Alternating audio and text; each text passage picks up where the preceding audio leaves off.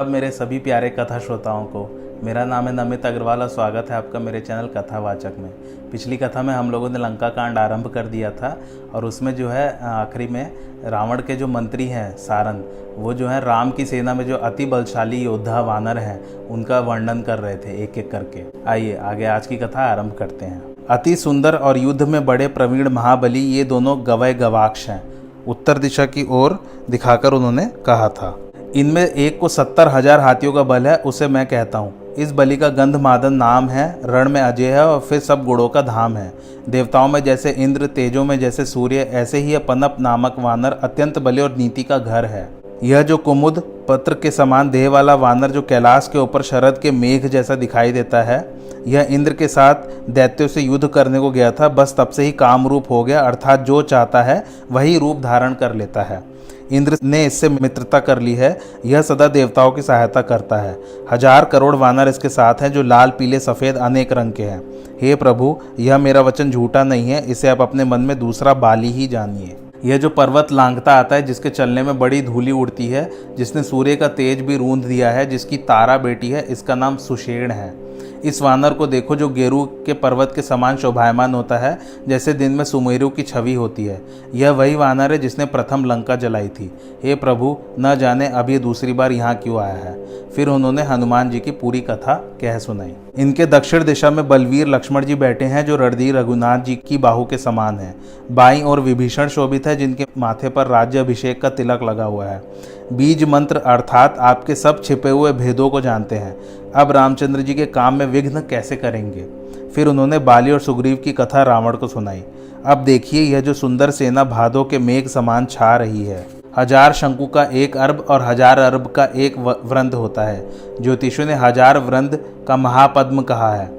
ऐसे 18 पद्म वानर रघुनाथ जी के निमित्त आपसे समर करने को सजे हुए हैं, जिनका वीर वेश, विशाल नेत्र, शंख के समान गर्दन है और उसमें मोतियों की माला पहने हैं। 60,000 हाथियों के बल वाला है जो सदा धर्म की मर्यादा है। श्वेत छत्र जिसके सिर पर शोभित है, वही यह राजा सुग्रीव है। इस प्रकार सारन ने सब कपिदल के यूथ दिखाए, परंतु रावण काल के वशीभूत हुआ, अत्यंत अभिमान के कारण कुछ नहीं गिनता है। इधर प्रातःकाल होते ही श्री रामचंद्र जी जागे तो मंत्रियों को बुलाकर पूछा कि कहो अब क्या उपाय किया जाए। तब जामवन ने चरणों में सिर नवाकर कहा, हे सर्वज्ञ, मैं अपनी बुद्धि के अनुसार यह उपाय कहता हूँ कि पहले अंगद जी को दूत बनाकर भेजा जाए। तब कृपानिधान श्री रामचंद्र जी ने अंगद से कहा कि हे बालीपुत्र, तुम बल और गुणों के धाम हो, इससे तुम ही मेरे कार्य के लिए लंका को जाओ। मैं तुम्हें बहुत समझाकर क्या कहूँ, जानता हूँ कि तुम बड़े चतुर हो, जिससे कि हमारा कार्य हो और उसका भी कल्याण हो। शत्रु से वैसी ही बातें करना। तब प्रभु की आज्ञा को सिर पर धारण कर सबको सिर नवाकर अंगद चल दिए। लंका में प्रवेश करते ही रावण का बेटा जो वहां खेल रहा था उससे भेंट हो गई। बातों ही बातों में क्रोध बढ़ आया। दोनों ही अतुल बलशाली और जवान थे। उसने अंगद को लात उठाया तो अंगद ने उसकी टांग पकड़कर घुमाया और पृथ्वी पर घुमाकर दे पटका। राक्षसों का समूह अंगद को भारी योद्धा देख जहां तहां भाग चले। नगर में बड़ा कोलाहल हो गया। सब कहते हैं कि वही बंदर फिर आया है जिसने लंका जलाया था। वे लोग बिना पूछे ही मार्ग बता देते और अंगद जिसको देखते थे वह सूख जाता था। तब अंगद श्री रामचंद्र जी के चरणों का स्मरण कर शत्रु की सभा के द्वार पर गए। उसी समय एक राक्षस गया जिसने रावण को जाकर सारा हाल सुना दिया कि अब एक दूसरा बंदर और आया है। यह सुनते ही रावण ने हंसकर कहा, बुलाओ, कहाँ है बंदर। आज्ञा पाते ही बहुत से दूत दौड़ पड़े और बानरों में हाथी के समान अंगद को बुला लाए। अत्यंत बलशाली और रणबांकुरे अंगद अपने मन में तनिक भी नहीं दहले और सभा में गए। सारी सभा अंगद जी को देखकर उठ खड़ी हुई। जैसे मतवाले हाथियों के झुंड में सिंह चला जाए, ऐसे ही श्री रामचंद्र जी के प्रताप का स्मरण कर अंगद जी सभा में सिर झुकाकर जा बैठे। तब रावण ने कहा, हे बंदर, तू कौन है? अंगद बोले, हे दशकंधर, मैं श्री रामचंद्र जी का दूत हूँ। मेरे पिता से तेरी मित्रता थी, इसी कारण मैं तेरा हित करने आया हूँ। तुम्हारा उत्तम कुल है, तुम पुलत्स्य ऋषि के नाती हो और तूने बहुत भांति से शिव और ब्रह्मा जी की पूजा की है।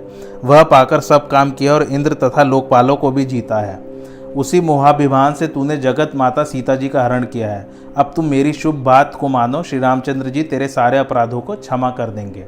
दांतों में तिनका दबाए और कंठ में कुल्हाड़ी बांधे हुए पूर्ववासी और अपनी स्त्री सहित सीता जी को आगे करके सब भय त्याग कर चलो। रावण ने कहा कि रे बंदर के बच्चे, संभल कर बोल। रे मूढ़, क्या जानते नहीं कि मैं देवताओं का शत्रु हूँ? हे भाई, अपने बाप का नाम तो कह, किस नाते से उसकी मित्रता थी? तब अंगद ने कहा, मेरा नाम अंगद है, मैं बाली का बेटा हूँ, तुझसे उनकी कभी भेंट हुई होगी। तब अंगद की बात सुनकर रावण ने सकुचाकर कहा कि जानता हूँ, बाली नाम का एक बंदर था। रे अंगद, क्या तू ही बाली का बालक है? अब तो कुशल कह कि बाली कहाँ है? अंगद ने हंसकर कहा कि 10 दिन बाद बाली के पास जाना और मित्र को छाती से लगाकर कुशल पूछ लेना। श्री रामचंद्र जी से विरोध करने पर जैसी कुशल होती है वह सब तुझे सुनाएंगे। हमने तेरी धर्मशीलता को सुना है कि तू पराई स्त्री की चोरी करता है। तब रावण ने कहा, रे जड़ जंतु, बहुत बकवास मत कर। रे मूर्ख, तू मुझे यह बता दे कि तेरे दल में ऐसा कौन योद्धा है कि जो मुझसे लड़ सके? तेरा मालिक तो स्त्री के बिछोह में निर्बल हो गया है और लक्ष्मण उसके दुख से मलिन है। अब रहे तुम और सुग्रीव, सो ऐसे ही हो जैसे नदी तट के वृक्ष, और हमारा भाई विभीषण बड़ा डरपोक है। मंत्री जामवत बहुत बूढ़ा है, वह युद्ध कैसे लड़ सकता है? नल नील शिल्पी है, हाँ एक बंदर महाबलशाली है, जिसने पहले आकर नगर को जलाया था। यह सुनकर बालीपुत्र अंगद ने कहा, हे रावण, क्या यह सच्ची बात कह रहे हो कि उस बंदर ने तेरी नगरी को जला दिया था? रावण की नगरी को एक छोटा सा बंदर जलाए, इस बात को कौन सत्य कहेगा? हे रावण, जिसे तो योद्धा कहकर सराहता है, वह सुग्रीव का छोटा सा दूत है। उसको तो हमने केवल समाचार लेने को भेजा था, किंतु अब ज्ञात हुआ कि उसने बिना प्रभु की आज्ञा के ही नगर को जला दिया। हे रावण, तूने यह सत्य ही कहा है, जो सुनकर मुझे कुछ भी क्रोध नहीं है, क्योंकि मेरी सेना में ऐसा कोई नहीं है जो तुझसे लड़ता हुआ शोभा पाए। क्योंकि ऐसी नीति है कि प्रीति और बैर अपने बराबरी वाले से ही करनी चाहिए। यदि सिंह मेंढकों को मारे तो उसे कौन उचित कहेगा? यद्यपि श्री रामचंद्र जी महाराज की इसमें बड़ी तुच्छता और तेरा वध करने में बड़ा दोष है। इस प्रकार अंगद ने वक्रोक्ति रूपी धनुष से वचन रूपी बाण चलाकर रावण की छाती छेद दी। तब दशमौली रावण ने हंसकर कहा कि बंदर में एक बड़ा भारी गुण यह होता है कि जो इसको पालता है उसकी भलाई के लिए यह अनेक तरह के उपाय करता है। हे अंगद, तेरी तो जाति ही स्वामी भक्त है, फिर तू अपने मालिक के गुण इस तरह क्यों न कहेगा? मैं गुण ग्राहक और परम चतुर हूँ, इसलिए तेरे कड़वे वचनों पर कान नहीं करता। अंगद बोले, तुम्हारी गुण ग्राहकता मुझे हनुमान ने सुनाई है। उन्होंने तेरा वन उजाड़ा तथा तेरे पुत्र को मारा, पुर को जलाया, उस पर भी तुमने अपनी गुण ग्राहकता के कारण यही समझा कि उसने तुम्हारा कुछ भी अपकार नहीं किया। हे रावण, हनुमान जी ने जो कहा था वह मैंने अपनी आंखों से देखा, सच है, तुझे लाज और क्रोध कुछ नहीं है। रावण बोला, तेरी ऐसी बुद्धि थी तभी तो पिता को खा लिया। ऐसा कहकर रावण हंसा। तब अंगद ने कहा, हे रावण, तू यह बता कि संसार में कितने रावण हैं? मैंने कानों से जितने सुने हैं उतने सुनो। एक रावण तो बलि को जीतने पाताल में गया था, जिसको बालक घुड़साल में बांधकर खेलते थे और मारते थे। राजा बलि को दया आ गई तो उन्होंने छुड़ा दिया। फिर एक रावण को सहस्त्रबाहु ने देखकर विशेष जंतु के समान दौड़कर पकड़ लिया था। फिर खेलने के लिए उसे अपने घर ले आया, जिसे पुलत्स्य मुनि ने जाकर छुड़ा दिया। और एक रावण को कहते हुए मुझे संकोच लगता है कि जो बाली की कांख में 6 मास तक पड़ा रहा। हे रावण, उसमें तू कौन है? अमर्ष छोड़कर सत्य कह। तब रावण ने कहा, रे मूर्ख, सुन, मैं वही बलशाली रावण हूँ जिसकी भुजाओं का बल कैलाश पर्वत जानता है, जिसकी वीरता को महादेव जी जानते हैं। मैंने अपने ही हाथों से अपने सिर रूपी कमल उतारकर अनेक बार महादेव जी की पूजा की है। मेरी भुजाओं के पराक्रम को दिक्पाल जानते हैं, जिनके हृदय में अब तक मेरा भय है। क्या मेरे उस प्रताप को कानों से नहीं सुना है? उसी रावण को तुच्छ कहते और मनुष्य की बड़ाई करता है। यह सुनकर अंगद ने कहा, रे अधम अभिमानी, संभाल कर बोल। सहस्त्रबाहु की अनेक भुजा रूपी वन को दग्ध करने के लिए, जिसका कुल्हाड़ा अग्नि के समान था, जिसके परशु रूपी समुद्र की प्रबल धारा में अनेक राजा बहुत बार डूब चुके थे, परशुराम जी का घमंड भी जिनको देखते ही भाग गया। रे अभागे रावण, क्या वे मनुष्य हैं? रे मूर्ख रावण, क्या रामचंद्र जी मनुष्य हैं? क्या गरुण कोई साधारण पक्षी है? और जिसने सेना समेत तेरे घमंड को मत कर बाग को उजाड़ लंका जलाया और अंत में जो तेरे बेटे को मारकर चला गया, रे शठ, वे हनुमान जी क्या एक साधारण वानर है? रे रावण सुन, तू सारी चतुरता छोड़कर कृपा सिंधु श्री रामचंद्र जी का भजन क्यों नहीं करता? रे मूढ़, श्री रामचंद्र जी से द्रोह करने पर तेरा ऐसा हाल होगा कि श्री राम जी के बाढ़ लगने से तेरे सिर वानरों के आगे धरती पर गिरेंगे। तब उन सिरों को गेंद के समान बंदर भालू चौगान खेलेंगे। सुनते ही रावण ऐसा जल गया। तब रावण ने कहा, रे मूर्ख, कुंभकर्ण सरीखा मेरा भाई है और इंद्र को जीतने वाला मेरा बेटा है। तूने मेरे पराक्रम को सुना नहीं है। मैंने समस्त चराचर को जीत लिया है। मूर्ख, क्या यही पराक्रम है कि बंदरों को जोड़कर उनकी सहायता से समुद्र में पुल बांध लिया? ऐसे तो बहुत से पक्षी भी समुद्र को लांघ जाते हैं, परंतु वे शूर नहीं हो सकते। रे बंदर सुन, मेरी 20 भुजाओं रूपी समुद्र में बल रूपी अथाह जल भरा है, जिसमें बहुत से देवता, मनुष्य और योद्धा डूब चुके हैं।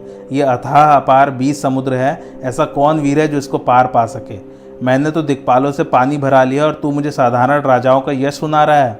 यदि तेरा मालिक, जिसका गुणानुवाद कर रहा है, समर में लड़ने वाला योद्धा है, तो वह बार बार दूत क्यों भेजता है? भला रावण के समान वीर कौन है कि जिसने अपने हाथ से अपने सिर काटकर अनेक बार अग्नि में हवन किए? इस बात के श्री महादेव जी साक्षी हैं। जब मैंने अपने कपाल को जलता हुआ देखा तो मेरे माथे पर जो विधाता के अंक लिखे थे मैंने देखा। तब मनुष्य के हाथ से अपना मरना बाँचकर मुझे हंसी आ गई, क्योंकि मैंने जान लिया कि ब्रह्मा जी की यह बात असत्य है। सो वह समझकर भी मेरे मन में कुछ त्रास नहीं है। वृद्ध ब्रह्मा ने बुद्धि के भ्रम से ऐसा लिख दिया है।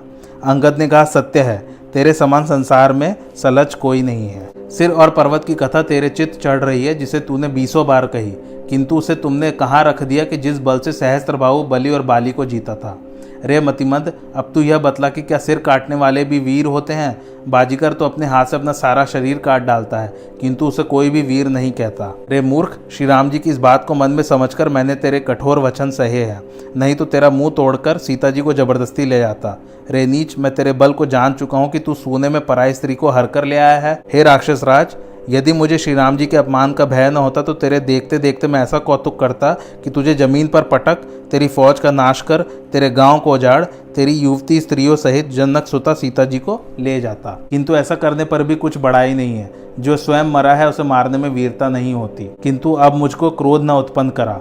तब रावण महाक्रोधित हुआ और बोला, रे नीच वानर, अब तू मरना चाहता है? छोटे मुंह बड़ी बात कहता है। जिसके बल से तू कड़वी बातें बक रहा है उसमें तो बुद्धि, बल, तेज और प्रताप कुछ नहीं है। प्रथम तो उसको निर्गुणी तथा मान रहित विचार कर पिता ने वनवास दिया। वह दुख तो रहा ही, फिर स्त्री का बिछो, फिर रात दिन मेरा भय लगा रहता है। जिसके बल का तुझे घमंड है, ऐसे मनुष्य अनेक हैं जिनको राक्षस रात दिन खाया करते हैं। रे मूढ़, समझ जा और अपनी टेक छोड़ दे। जब रावण ने श्री रामचंद्र जी की ऐसी निंदा की तब अंगद गुस्से में भर गए। तब अंगद ने कटकटाकर अपनी दोनों भुजाएं पृथ्वी पर पटक दी। पृथ्वी डोल गई तो सभासद घबराकर ऐसे गिरे मानो भय रूपी वायु ने ग्रस लिया है। वे भाग चले। मित्रों, आज की कथा यहीं समाप्त होती है। आपको कैसे लगी मेरी कथा मुझे ज़रूर बताइए कमेंट करके, और मेरे चैनल कथावाचक को लाइक, शेयर और सब्सक्राइब जरूर कीजिए। Thanks for watching. धन्यवाद।